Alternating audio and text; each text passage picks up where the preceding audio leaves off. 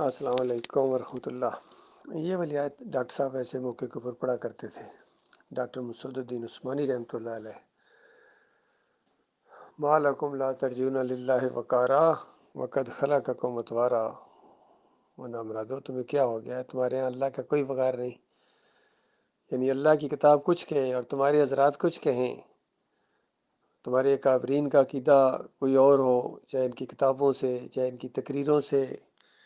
بات ثابت ہو جائے، پھر بھی تم اللہ کی بات کی طرف جھکاؤ نہیں رکھتے ہو، بلکہ اپنے اکابرین کی طرف جھکاؤ رکھتے ہو، ان کا دفاع کرتے ہو، ان کی بات تمہیں زیادہ اچھی لگتی ہے۔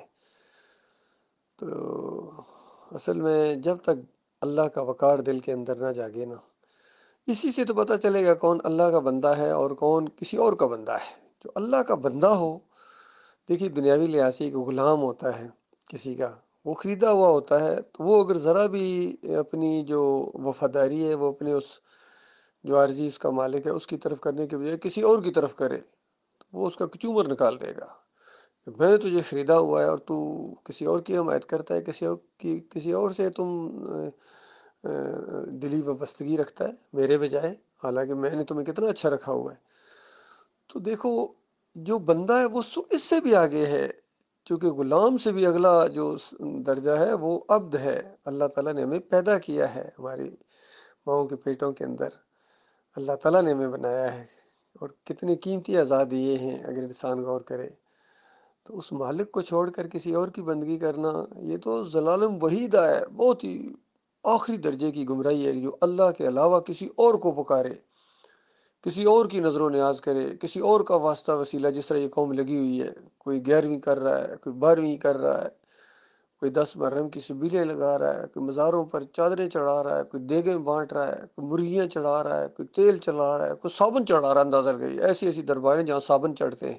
بتاؤ بابا وہ مردہ وہ نہاتا ہے، غسل فرماتا ہے؟ کہیں ایسی ہے جہاں تیل چڑھتے ہیں، کیا وہ سر میں تیل ڈالتا ہے؟ کیا کرتا ہے؟ کہیں حلوے ہمارے علاقے میں بابا صاحب سبحان ہے جی، وہاں حلوے کی وہ پلیٹیں چڑھتی ہیں، اندازہ لگائیں۔ اور میری والدہ نے ایک دفعہ بتایا کہ ان کی ایک عزیز کوئی وہ حلوہ چڑھا کے جب آئی تو پلیٹیں ساتھ وہ لے آئی، واپسی پر ادھر سے گزرنا تھا اس نے، تو ہماری والدہ کو ملنے رکی تو پلیٹیں اٹھائی، تو ہماری امی کہتی ہیں کہ میں نے پوچھا یہ پلیٹیں کدھر اٹھا کے پھر رہی ہے، کوئی دوسرے گاؤں سے آئی تھی، تو کہتی ہے یہ ذرا شرماتے، یہ مشرق بڑا ڈھیٹ ہوتا ہے، ذرا شرما بھی گئی کہ بس یہ بابے کا ذرا حلوہ چڑھایا تھا۔ تو میری والدہ کہتی ہے کہ میں نے اس سے پوچھا بابا حلوہ کھاتا ہے؟ یہ طنز یاد رکھا، کہتی ہے بس بزرگ ہے نا جی، کھاتا تو نہیں ہے، تو بس ذرا یہاں دعائیں مانگتی۔ کہتے نہیں نہیں بتاؤ کھاتا ہے، مجھے یہ بتاؤ، کسی غریب کو دیتی، خود کھاتی، رشتہ داروں کو دیتی، تو یہاں حلوہ لے کے آئیے دوسرے گاؤں سے۔ اور اسی طرح مجھے ابھی یاد ہے، اسی طرح ایک پیر نے کہا، الگ وہ پیر تھا، بڑے فراڈیے ہوتے ہیں، یہ جاہلیت کی دور کی بات ہے، میں بہت چھوٹا تھا، میں کسی عزیز کے ساتھ وہاں گیا ہوا تھا، تو اسی طرح ایک عورت وہاں حلوہ لے کے آئی پیر صاحب کے لیے، تو پیر صاحب آگے کہتے ہیں گھر کھانے کو نہیں ملتا اور مجھے حلوے لاتی ہے۔ تو یہ ایسے لوگ ہوتے ہیں اصل میں، لوگوں کو اپنے شکنجے میں کسا ہوئے پیروں نے اور مولویوں نے۔ تو یہ بہت بڑی گمراہی ہے، اللہ کے علاوہ کسی اور کی نظر و نیاز کرنا، کسی کو پکارنا، کسی کا واسطہ وسیلہ، کسی کے رکوع اور سجدے، انسان کے رکوع اور سجدے ثابت کرنا، یہ بہت بڑی جہالت ہے۔ تو اللہ تعالیٰ اس جہالت سے انسانیت کو نکالے۔ عقل حیران ہے کہ یہ انسان ہے۔ ہندوؤں سے اگر بات کرو، یہاں موقع ملتا ہے بحرین میں، ہندو بھی ہیں، سکھ بھی ہیں، کرسچنز بھی ہیں، طرح طرح کے لوگ ہیں، طرح طرح کے لوگوں سے بات چیت کرنے کا موقع ملتا ہے۔ جس کو بھی توحید کی دعوت دو نا تو آگے سے منہ ہی بناتا ہے، اکثریت ان کی اس طرح ہے۔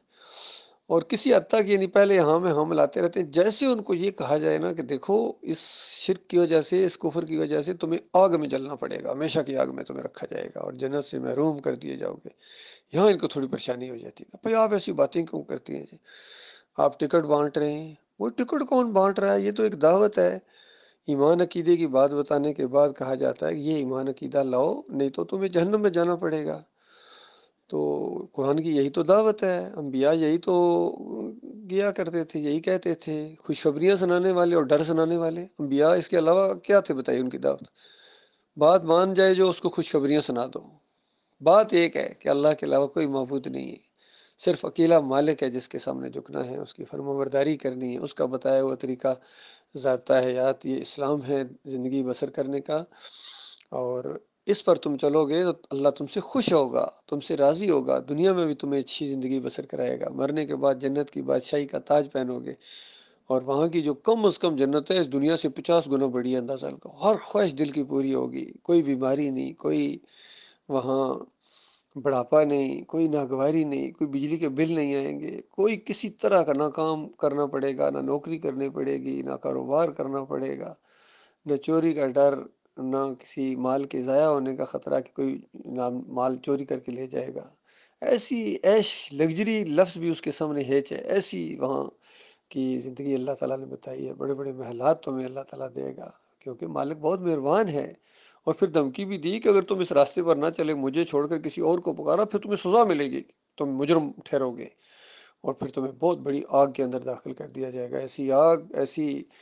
جیل ہے وہ کہ دنیا کی کوئی جیل اس کا مقابلہ نہیں کر سکتی ہے، اتنی بڑی وہ جیل ہے، اور فرشتے اس کا نظام چلا رہے ہیں، اور فرشتے ایسے ایسے سزائیں دیں گے جن کے اندر اللہ نے رحم رکھا ہی نہیں ہے۔ 10 سال کی کیسی مخلوق ہوگی جن کے اندر رحم اللہ نے نہیں رکھا ہے، اور جو ان کو حکم دیا جاتا ہے بالکل اسی طرح جتنی سزا جس کو دینے کا اللہ حکم دے گا اتنی دیں گے، ترس نہیں کھائیں گے ذرا برابر۔ اور ہمیشہ ہمیشہ وہ لوگ بھی وہیں ہوں گے جن کی وجہ سے تم وہاں پہنچ گئے ہو، اللہ کو چھوڑ کر جن اوروں کی باتوں کو مانتے تھے وہ بھی وہاں ہوں گے، لانتے بھیجو گے ایک دوسرے کے اوپر، تو بتاؤ تمہیں کیا ملے گا؟ یہ سب کچھ ان کو بتا دیا گیا ہے، پھر بھی انسانوں کی اکثریت ہے وہ شرکی کی طرف مائل ہے۔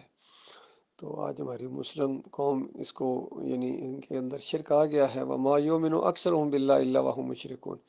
اکثریت ایمان اس طرح لاتی ہے کہ ساتھ ساتھ شرک کرتے ہیں، اور کہتے ہیں ہم اللہ کو مانتے ہیں، ہم رسالت کو مانتے ہیں، ہم آخرت کو مانتے ہیں، مالک فرماتا ہے وَمَا هُم بِمُؤْمِنِينَ، مومن نہیں ہیں، مومن نہیں ہیں۔ تو یہ کچھ ہونے والا ہے اللہ کے بندوں، بہرحال اپنی اپنی قسمت کی بات ہے، اپنے اپنے نصیب کی بات ہے۔ یہ دعوت اس دور کے اندر بڑی زبردست اٹھی ہے، توحید کی دعوت 20ویں صدی کے آخر میں ڈاکٹر مسعود الدین عثمانی رحمۃ اللہ علیہ کے ذریعے، اور جم گئے تھے، اور بالکل آخری دم تک اس میں جمے رہے، اور جب کبھی کوئی ذرہ برابر کوئی اس طرح وہ کہ ڈاکٹر صاحب کسی کا تو کچھ خیال رکھیں، تو یہی آیت ڈاکٹر صاحب پڑھا کرتے تھے، ما لکم لا ترجون للہ وقارا وقد خلقکم اطوارا، تمہیں کیا ہو گیا ہے؟ اللہ کا تمہیں کوئی وقار نہیں ہے، اس نے تمہیں پیدا کیا ہے، اس کی بات کی بجائے، اس بات کی حمایت کرنے کی بجائے تم دوسروں کی باتوں کی حمایت کرتے ہو اور وکالت کرتے ہو، کل قیامت کے دن ان کی وکالت کون کرے گا؟ سوچو، یہ سارے سوچ لیں، بریلوی بھی، دیوبندی بھی، اہل حدیث بھی، سلفی بھی، حنفی بھی، حنیفی بھی، سارے سوچ لیں کل ان کی وکالت کون کرے گا اللہ کی عدالت کے اندر، جب یہ مشرک وہاں ثابت ہو جائیں گے، تو اس وقت تم پچھتاؤ گے، واپس نہیں آ سکو گے۔ یہ ایک موقع ہے، یہ موقع اگر ہاتھ سے نکل گیا دوبارہ نہیں ملے گا۔